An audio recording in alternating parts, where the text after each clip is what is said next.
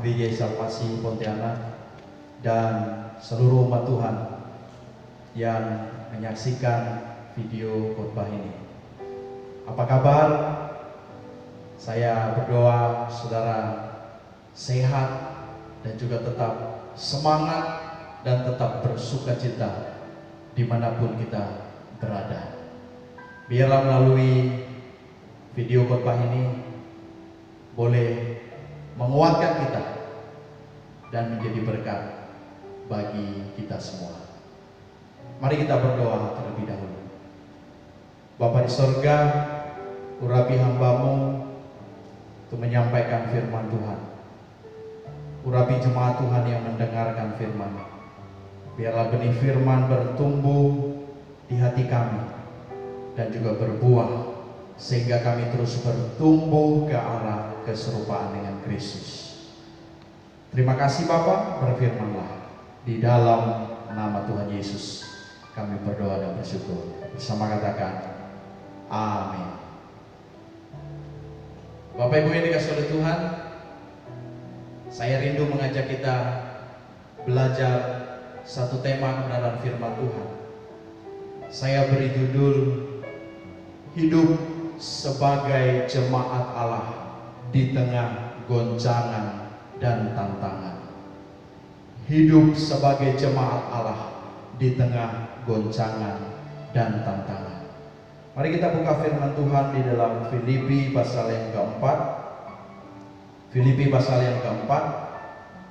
Saya bacakan, kita boleh perhatikan beberapa ayat yang saya bacakan. Yang pertama, karena itu saudara-saudara yang kukasihi dan yang kurindukan, sukacitaku dan mahkotaku, berdirilah juga dengan teguh dalam Tuhan, hai saudara-saudaraku yang kekasih.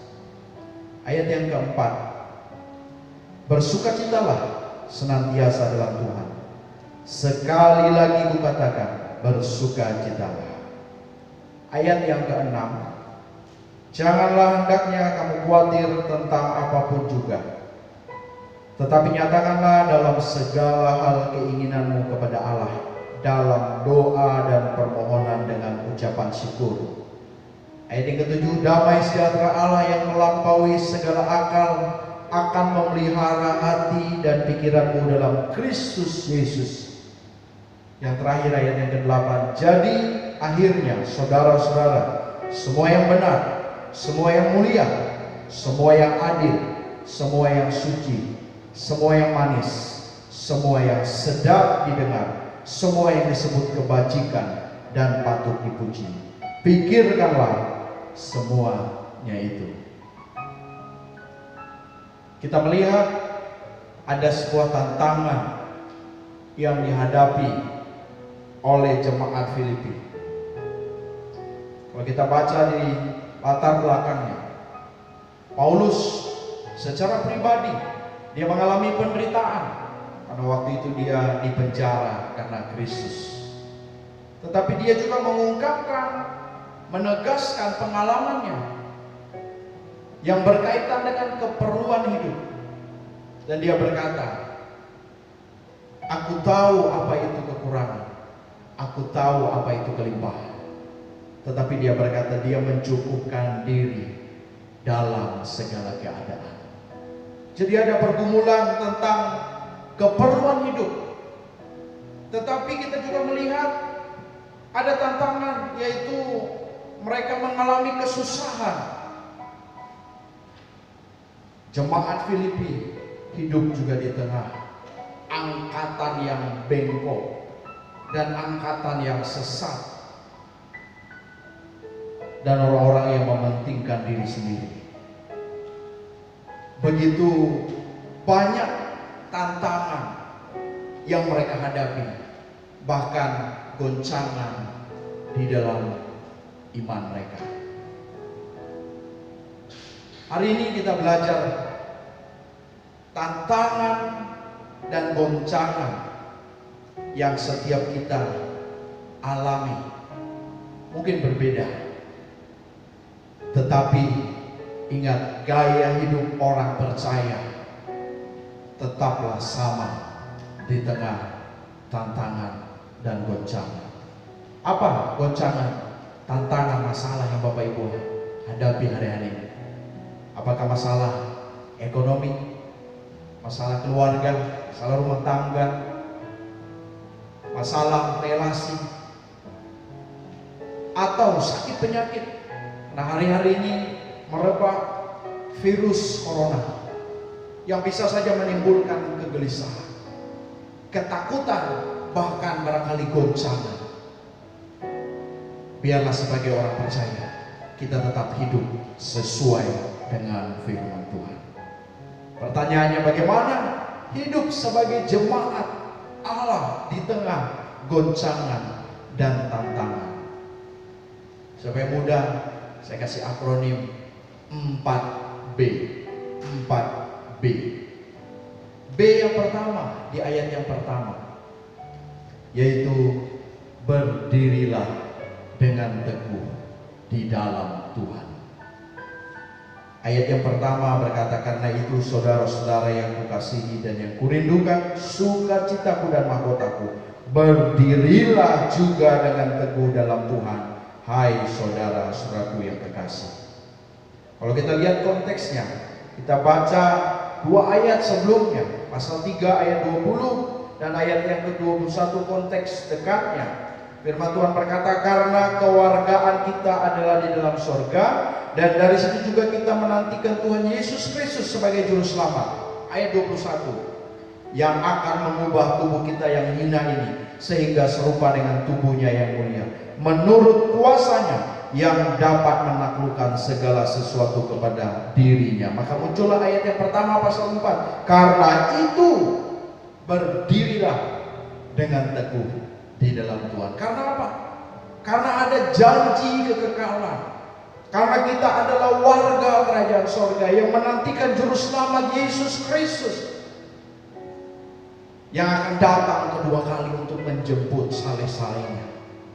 Kita memiliki harapan, kita memiliki penantian yang penuh iman akan hidup kekal.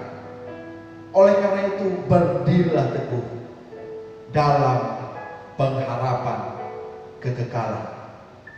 Saya kutip, ada seorang yang bernama John Berkeley. Dia berkata, jika Anda masih bertanya-tanya kebenaran tentang kedatangan Yesus yang kedua kali, berhentilah bertanya-tanya. Jika Anda menerima fakta sejarah tentang kenaikannya, Anda tidak boleh meragukan kedatangannya kembali dalam sejarah di masa depan. Dia berkata, itu pasti terjadi. Kalau kita melihat sejarah, sebuah fakta, Yesus pernah lahir di dalam dunia ini. Bahkan dia mati di kayu salib. Dan pada hari yang ketiga, dia bangkit dari antara orang mati. Dan setelah itu dia naik ke sorga. Dan dia berkata, aku akan datang kembali untuk menjemput saleh-salehku. Sesuai dengan fakta ini, fakta kelahirannya, fakta kematiannya, fakta kebangkitannya, dan fakta kenaikannya. Dan menurut John Berkeley ini, bahwa fakta tentang kedatangannya juga pasti akan terjadi. Itulah sebabnya fakta tentang kedatangan ini adalah sebuah pengharapan yang dinantikan oleh orang-orang percaya. Biarlah kita boleh berdiri dengan teguh karena ada janji kekekalan. Berdirilah dengan teguh dalam kekuatan dan anugerahnya, dengan tidak mengandalkan diri kita, tetapi kita mengakui ketidakberdayaan kita. Kita harus kuat di dalam Tuhan, di dalam kekuatan kuasa-Nya.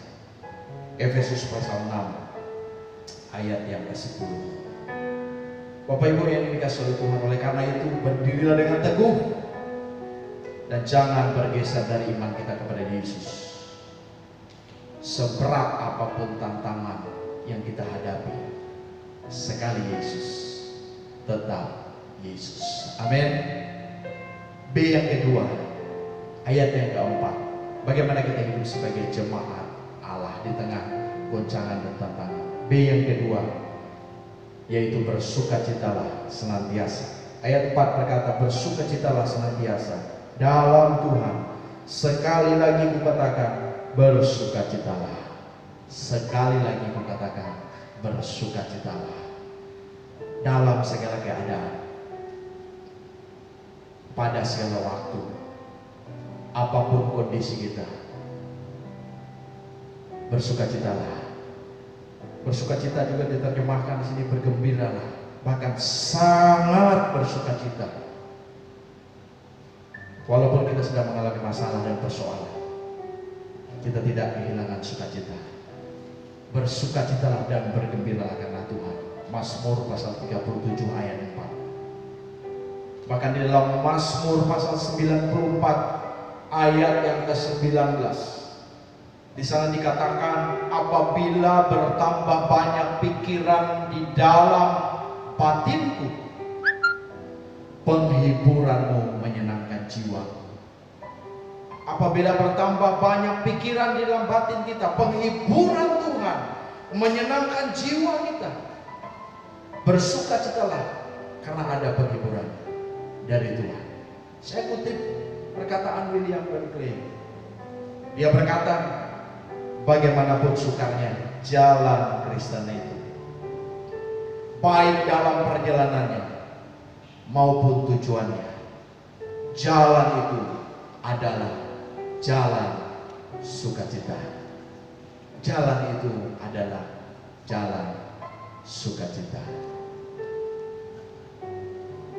B yang ketiga,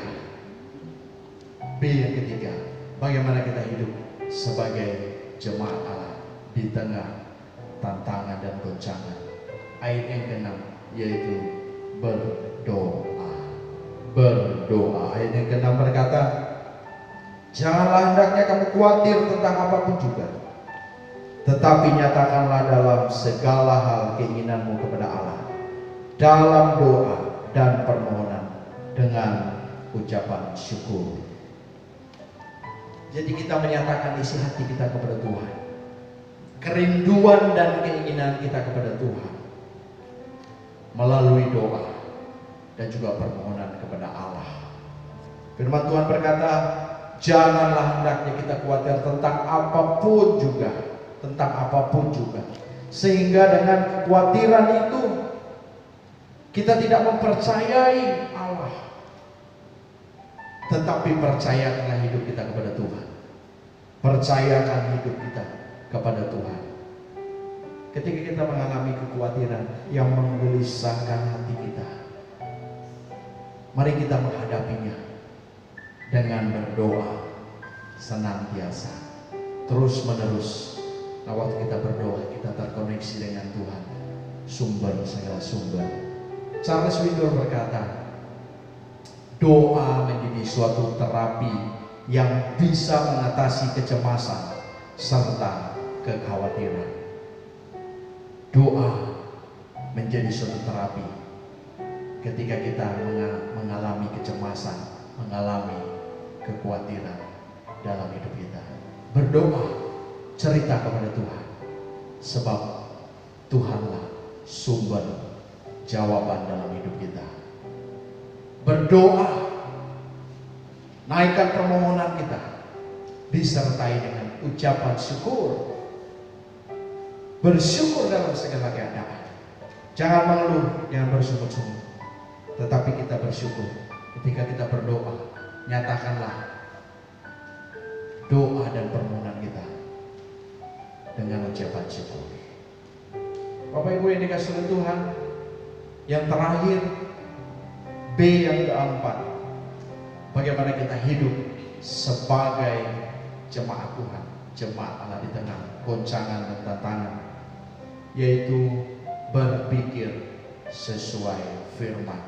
Ayat yang ke-8 berkata, jadi akhirnya saudara-saudara, semua yang benar, semua yang mulia, semua yang adil, semua yang suci, semua yang manis, semua yang sedap didengar, semua yang disebut kebajikan dan patut dipuji. Pikirkanlah semuanya itu. Pikirkanlah semuanya itu. Isilah dan penuhilah pikiran kita dengan hal-hal yang benar, hal-hal yang baik, hal-hal yang murni, hal-hal yang manis, hal-hal yang adil, hal-hal yang terhormat. Bukan memikirkan hal-hal yang tidak benar, bukan memikirkan hal-hal yang negatif, yang menimbulkan ketakutan. Tetapi pikirkanlah hal-hal yang sesuai dengan firman Tuhan. Bapak Ibu yang dikasihi oleh Tuhan, sesuatu yang benar bersumber dari kebenaran, dan kebenaran yang mutlak ada dalam firman Tuhan.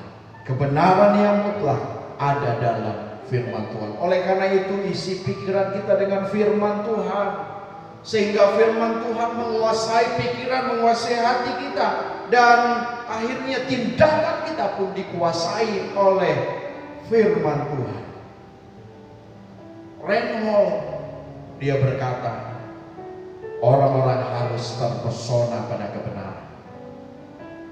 Orang-orang harus terpesona kepada kebenaran. Kebenaran menjadi kesukaan. Dengan lain kata, orang-orang harus memiliki kesukaan akan firman, terpesona akan firman, mencintai firman, mencintai kebenaran, sehingga pikiran kita dikuasai oleh firman dan kebenaran.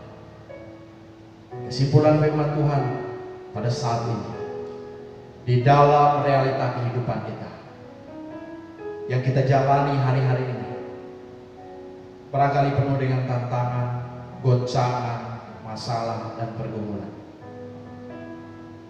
Jangan menyerah, tetap semangat.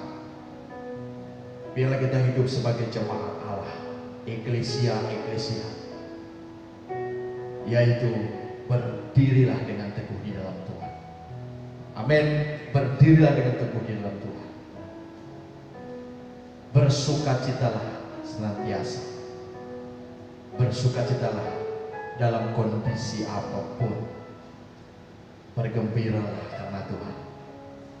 Berdoa, naikkan permohonan kita kepada Tuhan, sebab Tuhan mendengar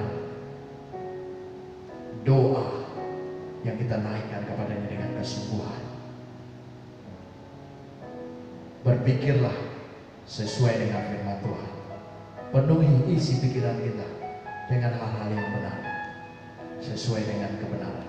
Saya percaya ada berkat yang kita peroleh sesuai dengan Filipi pasal 4 ayat yang ke-7. Di sana dikatakan, damai sejahtera Allah yang melampaui segala akal akan memelihara hati dan pikiranmu dalam Kristus Yesus. Damai sejahtera Allah yang melampaui segala akal akan memelihara hati dan pikiran kita di dalam Kristus Yesus. Dalam buku Charles Swindoll, damai sejahtera adalah ketenangan pikiran yang tidak terganggu oleh kemalangan, tidak terselimuti oleh penyesalan hati nurani, atau terganggu oleh ketakutan. Dan biarlah damai sejahtera Allah menguasai hidup kita di tengah tantangan, persoalan, bahkan goncangan yang kita hadapi hari ini. Tuhan Yesus memberkati kita semua. Tetap semangat. Mari kita datang kepada Tuhan.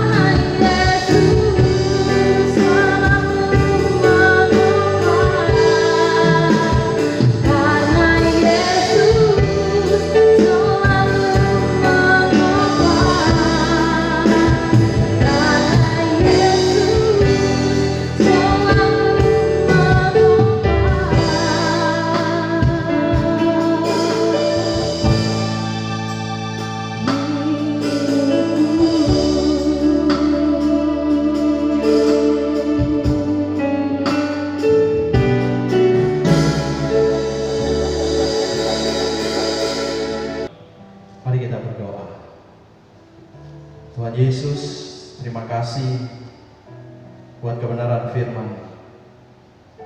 Di tengah tantangan, persoalan, masalah, dan goncangan yang umat menghadapi hari-hari ini, biarlah mereka tetap berdiri dengan teguh di dalam Tuhan. Karena ada janji kekekalan, ada pengharapan di dalam Yesus Kristus yang tidak pernah berubah, tidak pernah mengecewakan kami. Biarlah kami selalu bersukacita dalam kondisi apapun. Biarlah kami berdoa, menaikkan permohonan kami kepada Tuhan.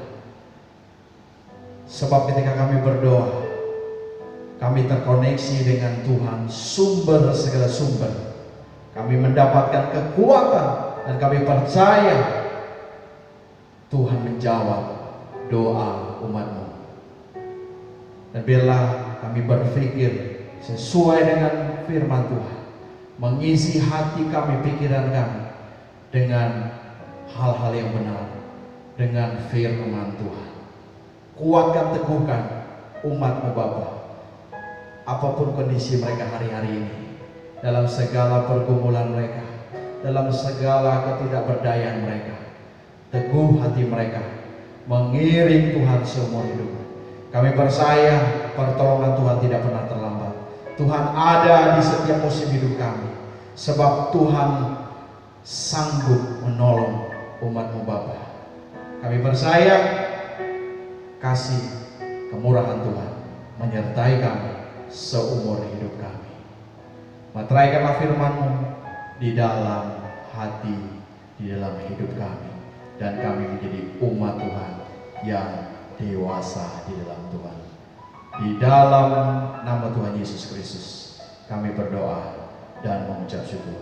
Yang percaya bersama katakan amin. Tetap semangat jemaat yang dikasihi oleh Tuhan, tetap kuat, tetap bersyukur dan bersukacita. Tuhan memberkati kita semua. Shalom.